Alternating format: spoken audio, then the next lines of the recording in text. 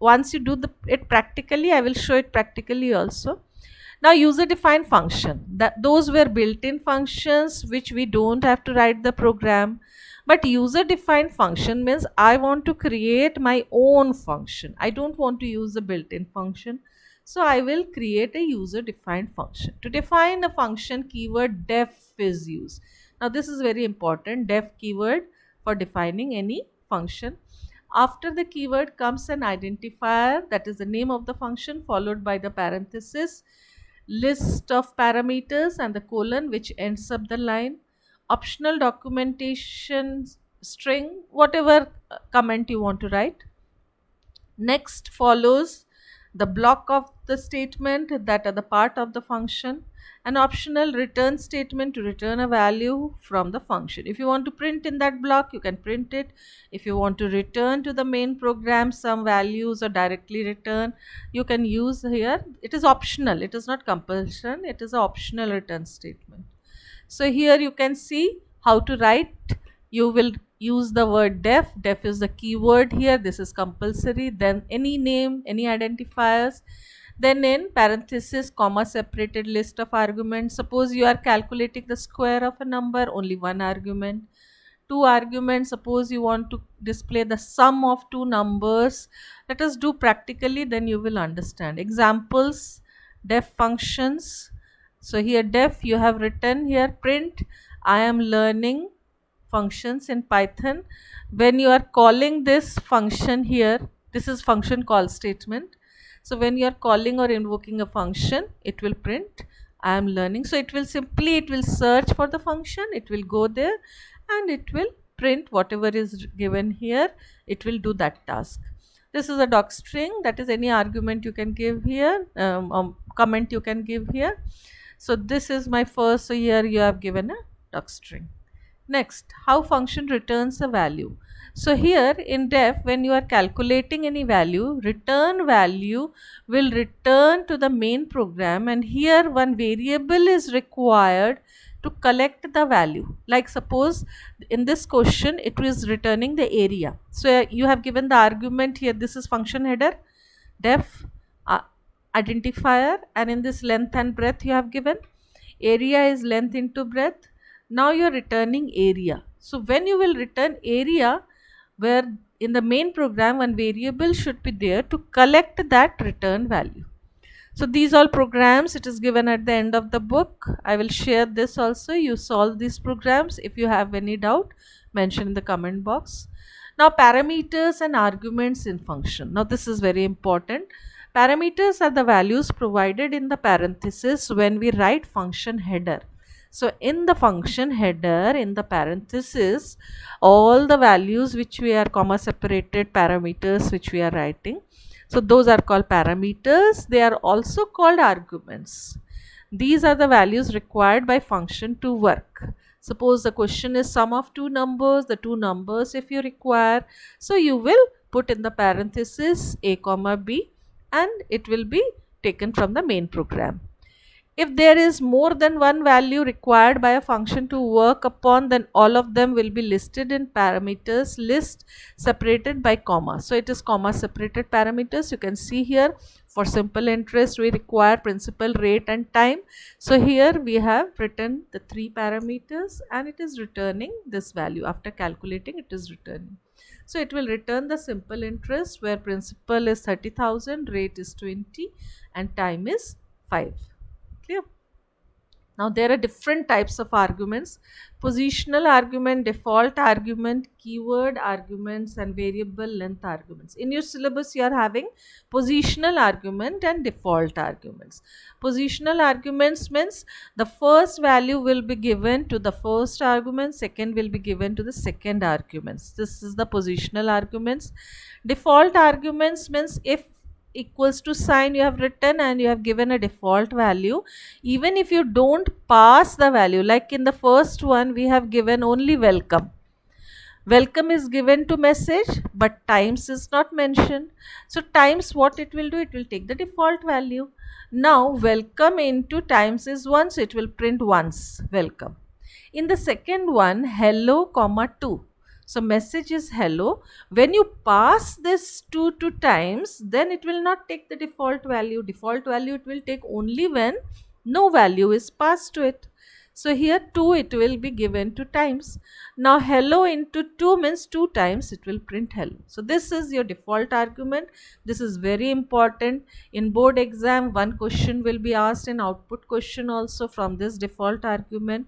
So you go through this default argument where equals to sign is used while in the function header to give the values to default values to the arguments or parameters.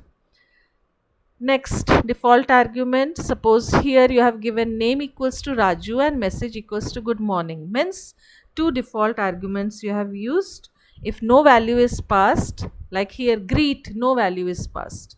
Now it will take by default Raju and by default message will be good morning. So hello, name will be Raju and message will be good morning. So hello Raju, good morning. But if you are passing Navya and bye, clear? Now what it will print? Hello Navya, bye.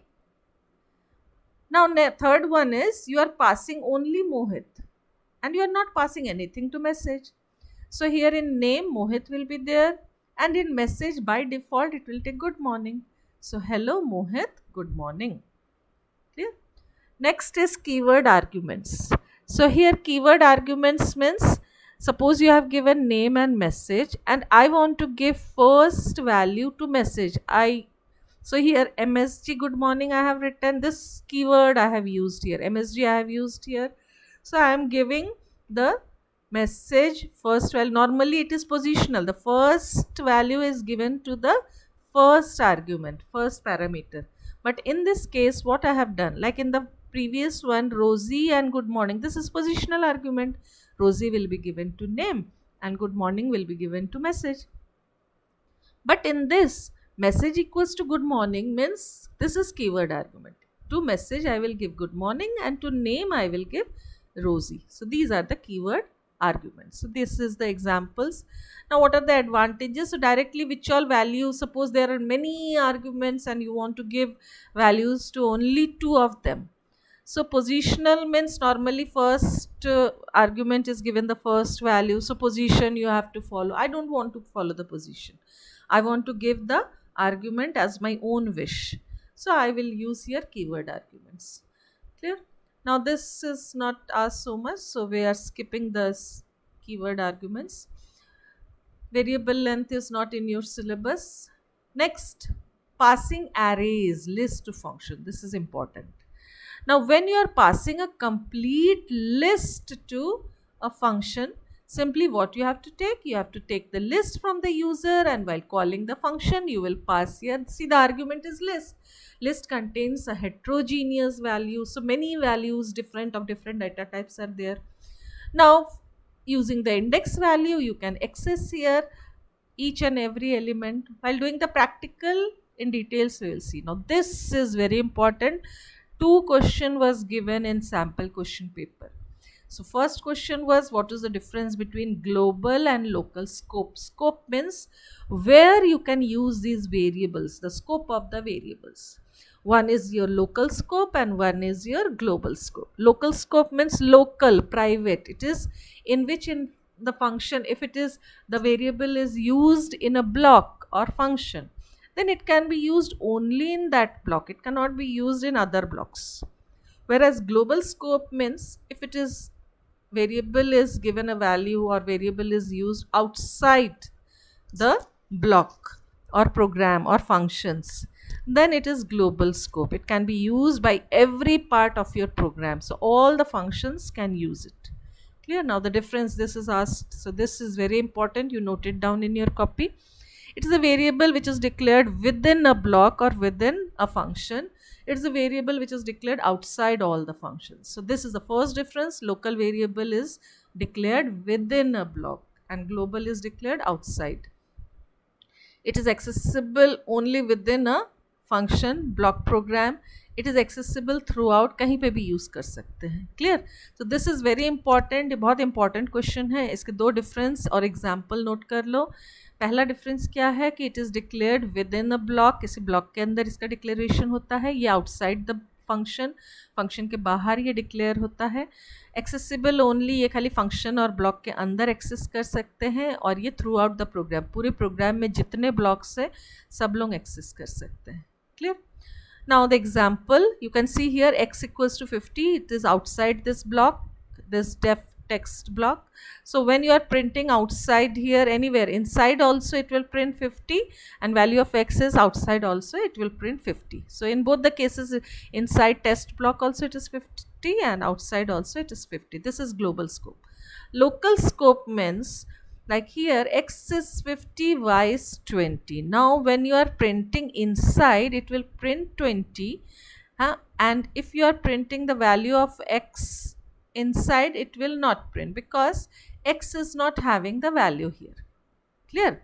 So if you write here x will be printed, sorry, y will not be printed here outside, because y is having a local scope.